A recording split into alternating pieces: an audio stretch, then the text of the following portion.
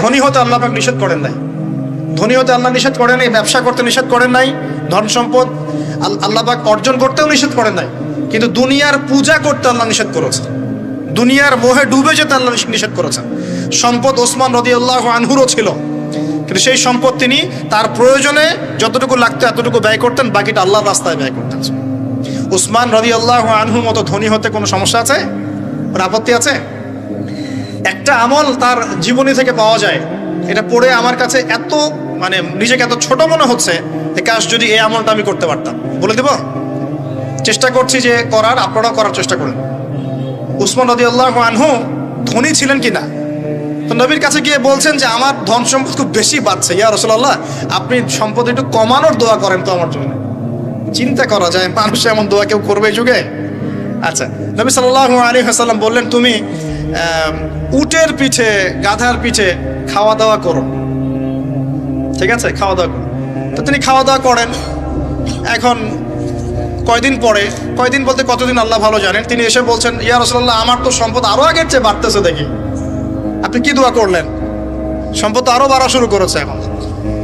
তখন তিনি বলছেন যে তুমি যখন খাও তখন তোমার হাত থেকে যদি খাবার পড়ে যায় তুমি কি করো? তিনি বলেছেন আমি, আমার হাত থেকে খাবার যদি পড়ে যায়, একটা দানাও যদি পড়ে যায়, আমি উটের পিঠ থেকে নেমে সেই খাবারটাকে তুলে পরিষ্কার করে তারপর খাই। উসমান রাদিয়াল্লাহু আনহু এত ধনী মানুষ, তিনি প্রতি বেলায় 100 মানুষকে খাওয়াতে পারেন, কোনো সমস্যা নেই। তিনি একাই তাবুকের যুদ্ধে 30,000 সৈন্যের দায়িত্ব নিয়েছেন।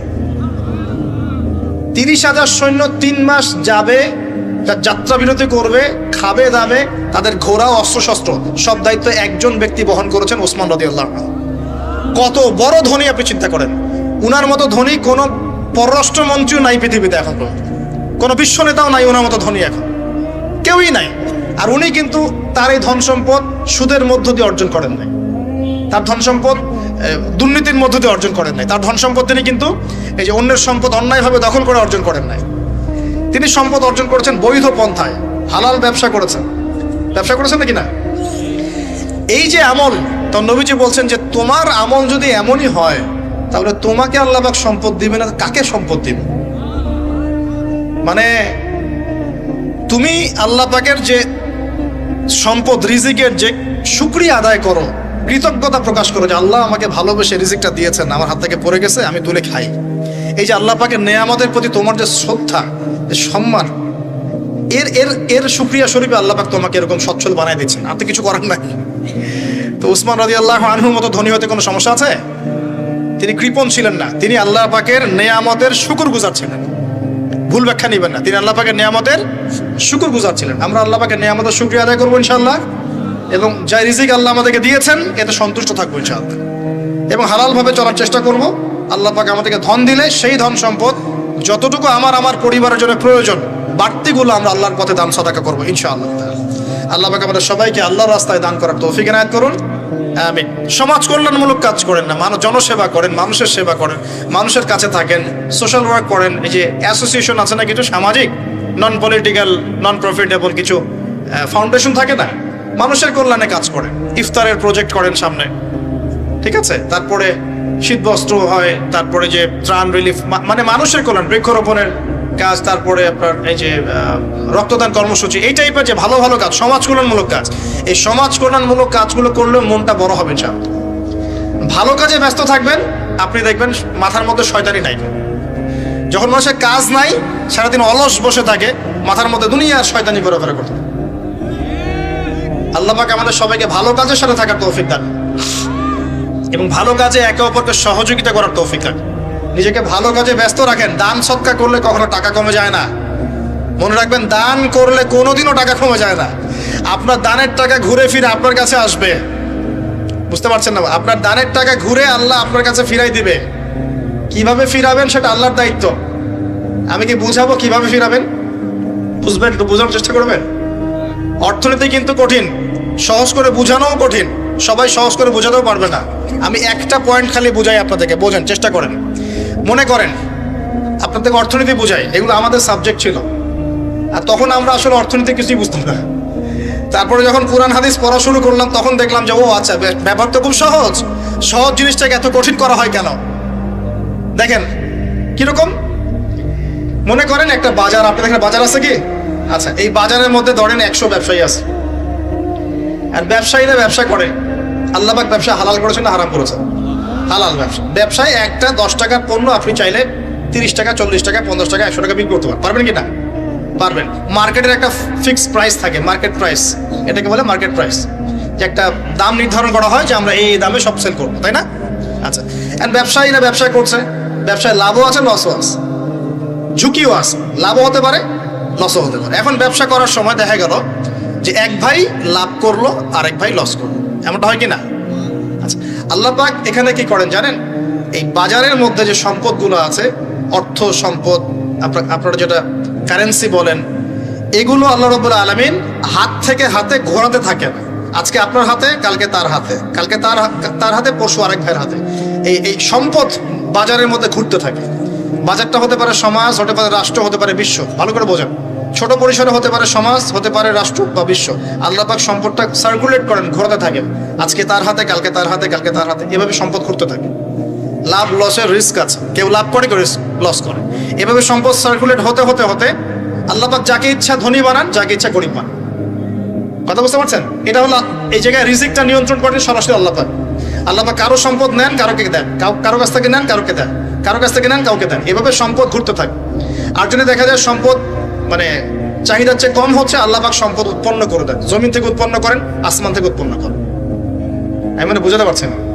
এরপরও যদি দেখা যায় যে সমাজে সংকট হলো, অন্য সমাজ থেকে আমদানি করতে হয়। যদি একটা রাষ্ট্রের সংকট হচ্ছে, অন্য রাষ্ট্র থেকে আমদানি করতে হয়। এভাবে একটা সিস্টেম চলে, ইসলামিক সিস্টেম। এখানে ব্যবসা হচ্ছে মূল। এখানে দায়িত্ব আল্লাহ নিয়ে নেন, কাউকে ধনী করবেন, কাউকে গরিব করবেন। সম্পদ ঘুরতে থাকবে, ঘুরতে থাকবে। এভাবে আল্লাহ পাক আপনার এই যে ধনী ব্যক্তি, মনে করেন যে সম্পদ এখানে লাভ করেছে, এই ব্যক্তির উপর আবার যাকাত ফরজ আছে। কি আছে? যাকাত ফরজ আছে। এখন এই যখন ধনী হবে, যেসব পরিমাণ সম্পদ আসবে, তখন এই যাকাত দিবে গরিবকে। তখন যার হাত থেকে সম্পদ চলে আসছে, ওর কাছে আবার সম্পদ ফিরে যাবে। বুঝতে পারলেন কি কিভাবে সম্পদ আল্লাহ পাক ঘোরান? এর যাকাত ছাড়াও আছে সাদাকা। সাদাকা ছাড়া সাদাকাতুল ফিতর আছে, অনুদান আছে, এবং নরমালি আল্লাহ পাক কিন্তু সদকা করতে উৎসাহিত করেন। এইভাবে একটা ইকোনমিক সিস্টেম চলতে থাকে, ছোট বা বড় পরিসরে। এইভাবেই মদিনা টিকে ছিল, এভাবেই মদিনার ইকোনমিক সিস্টেম চলতো নবী সাল্লাল্লাহু আলাইহি ওয়াসাল্লামের যুগে। তো সেখানে আরো একটা বিষয় এক্সট্রা ছিল, যেটা এখন নাই। সেটা ছিল গনিমত। সেটা কি? রাসূল সাল্লাল্লাহু আলাইহি ওয়াসাল্লাম, সাহাবীরা বিভিন্ন যুদ্ধ এবং জিহাদ করতেন কিনা? না, তারা তো এগুলো করতেন না। ঘর মসজিদে বসে খালি সুবহানাল্লাহ পড়তেন। হ্যাঁ নাকি? বদর উহুদ তো হয়নি ইসলামে, হয়েছে? বদর উহুদ বলে কোনো যুদ্ধ হয়েছে নাকি? এগুলো বললে তো দেখা যাবে বাপরে বাপ, অবস্থা খারাপ। হ্যাঁ, জিহাদি বয়ান শুরু করে দিয়েছে। তখনই মুসলিমরা যুদ্ধে গিয়েছে এবং জয় করেছে, তখন বিপুল গনিমতের সম্পদ লাভ করেছে। বুঝতে পারছি? গনিমত মানে ওই যে যাদের সাথে যুদ্ধ হচ্ছে, ওদের সব সম্পত্তি মুসলিমরা তখন পেয়ে যায়, কারণ ওগুলো ছেড়ে ওরা পালিয়ে যাবে। এটা এর মধ্য দিয়ে মুসলিম ব্যাপক সচ্ছলতার মুখ দেখেছিল।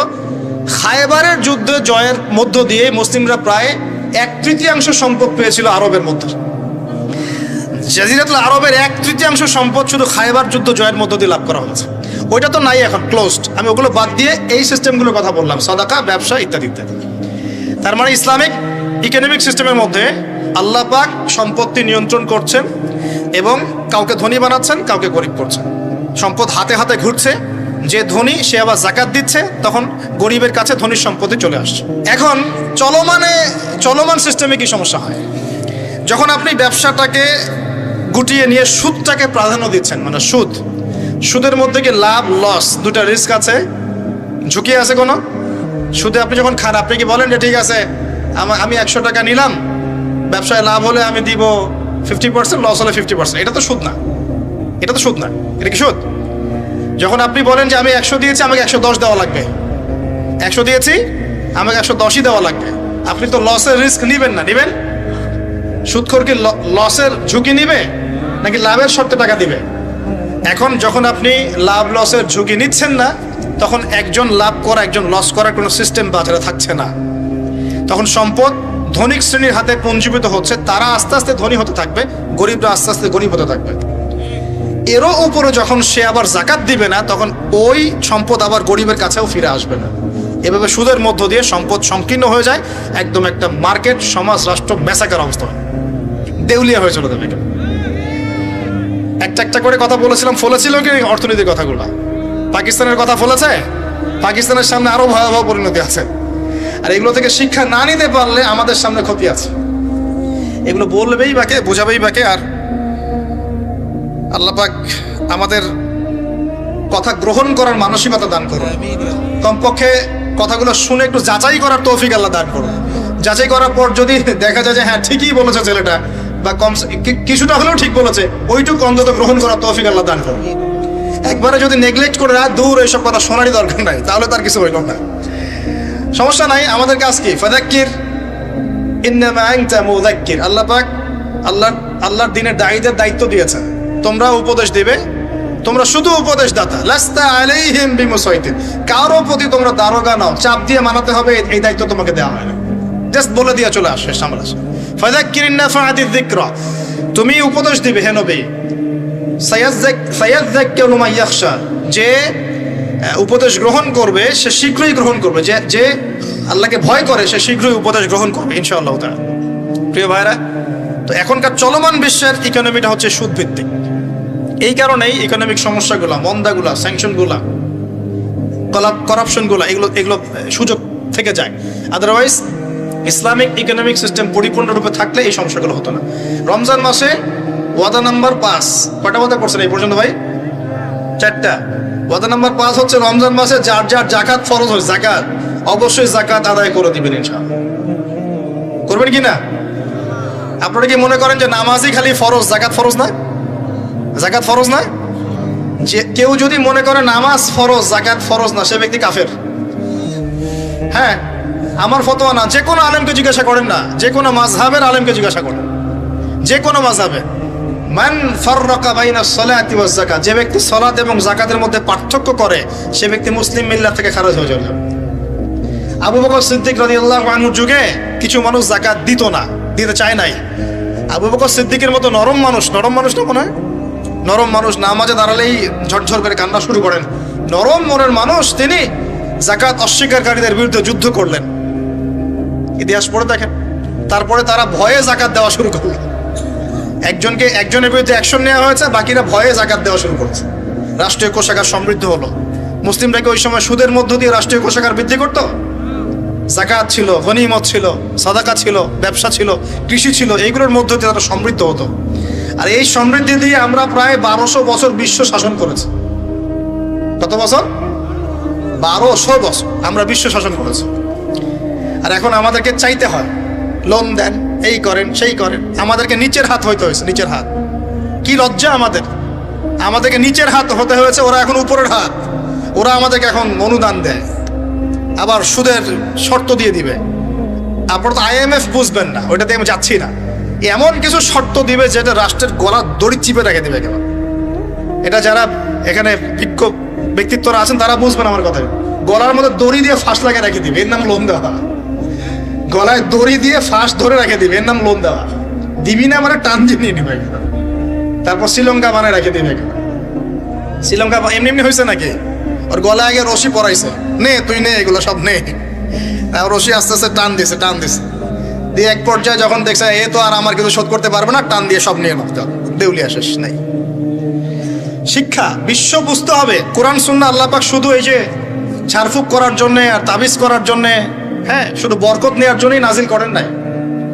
কোরআন এবং সুন্নাহ আল্লাহ পাক নাজিল করেছেন যাতে কোরআন সুন্নাহ দিয়ে আমরা চলমান সমাজের, বিশ্বের সমস্ত সমস্যাগুলোর সমাধান খুঁজে বের করতে পারি। না কি মনে হয় আপনাদের? এই জন্য আল্লাহ নাজিল করেন নাই। আমি একটা আয়াত বলি তাহলে বুঝবেন। আল্লাহ বলছেন সূরা নাহল আয়াত নাম্বার 89, সূরা নাহল আয়াত নাম্বার 89 আল্লাহ পাক বলছেন বিসমিল্লাহির রহমানির রহিম, ওয়া নাযালনা আলাইকাল কিতাব, হে নবী আমি আপনার প্রতি এমন একটা কিতাব নাজিল করে দিয়েছি, মানে কোরআন, তিবিয়ানান লিকুল্লি শাই, যে কিতাব প্রতিটা বিষয়কে ব্যাখ্যা করবে ইনশাআল্লাহ। ব্যাখ্যা করে কিনা? কোরআন প্রতিটা বিষয়কে ব্যাখ্যা করে কিনা? ওয়া হুদান, এবং কোরআন হবে আমাদের জন্য হেদায়াত, মানে পথ নির্দেশ, গাইডেন্স। ও রাহমাতান, এবং আল্লাহর পক্ষ থেকে রহমত, দয়া।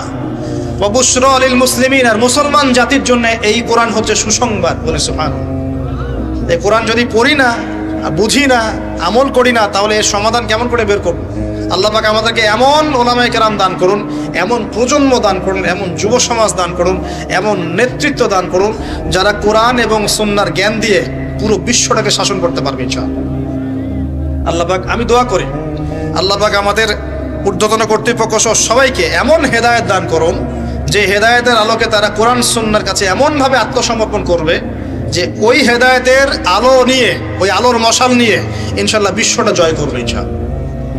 এমন প্রজন্ম আসবে ইনশাআল্লাহ, যদি এই এস্টিমেশনগুলা, প্রেডিকশনগুলা ফলে, এরকম প্রজন্ম যে আসবে এটাও একদিন ফলবে ইনশাআল্লাহ।